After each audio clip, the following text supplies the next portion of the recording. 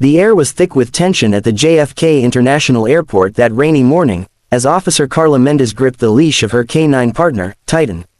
The German Shepherd was unusually alert, ears pricked forward, tail stiff as a board. Something was off. She felt it in her gut. Titan felt it too. A faint tremor passed down the leash as the dog suddenly stopped and growled low, his dark eyes locked onto a tall, sharply dressed man in a charcoal Armani suit.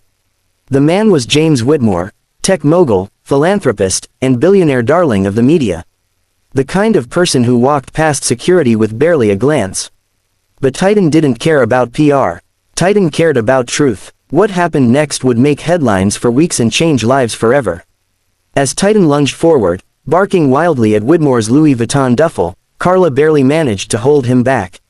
"Sir," she called out, stepping forward with her badge raised, "I need you to step aside for a random check."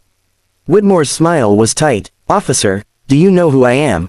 "Yes, sir," Carla replied. "But he doesn't." She nodded toward Titan, who was now pawing insistently at the bag. Whitmore hesitated, then dropped the duffel with a dramatic sigh. "Fine, but this is ridiculous." Carla signaled to security as she opened the bag, expecting drugs or maybe weapons.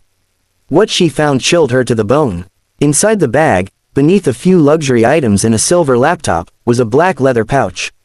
She unzipped it slowly. Passports. Dozens of them, all fake, and each bore the face of a child, different names, different ages, but the same haunted, hollow eyes.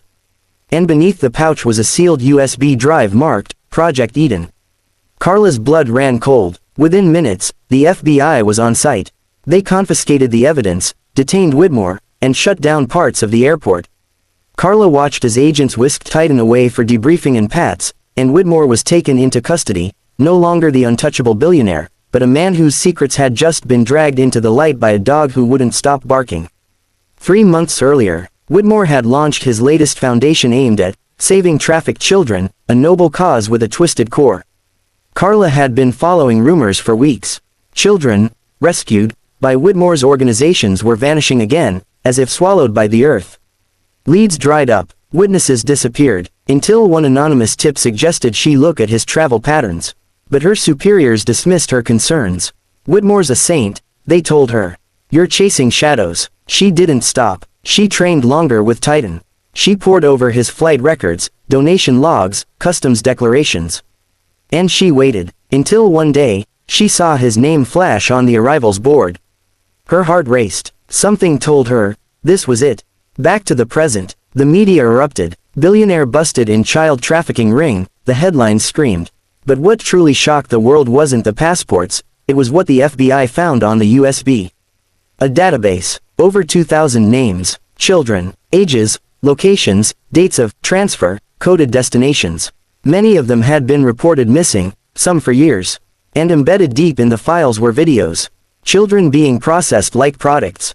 Whitmore's voice calmly narrating procedures like it was a business operation. But there was more. In one video, a girl with striking green eyes looked directly into the camera and whispered, "Please tell my mom I didn't run away." The FBI wept. Carla did too. The sting that followed took down an international trafficking syndicate stretching across 5 countries. Over 200 children were rescued in the first month alone. More followed. Whitmore's empire crumbled, but his trial dragged on, as his lawyers tried every trick in the book to save him. Carla, however, didn't stay to watch it unfold. She didn't want applause. She returned to her quiet K9 unit, continuing her work alongside Titan, now hailed as a national hero. The dog who saved hundreds.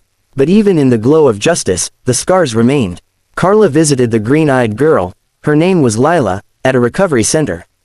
Lila ran into her arms, sobbing. "You found me," she cried. "No," Carla said gently, choking back tears. Titan did. Challenges they faced. The fight wasn't easy. Carla battled bureaucracy, disbelief, and the dangerous suspicion of the elite.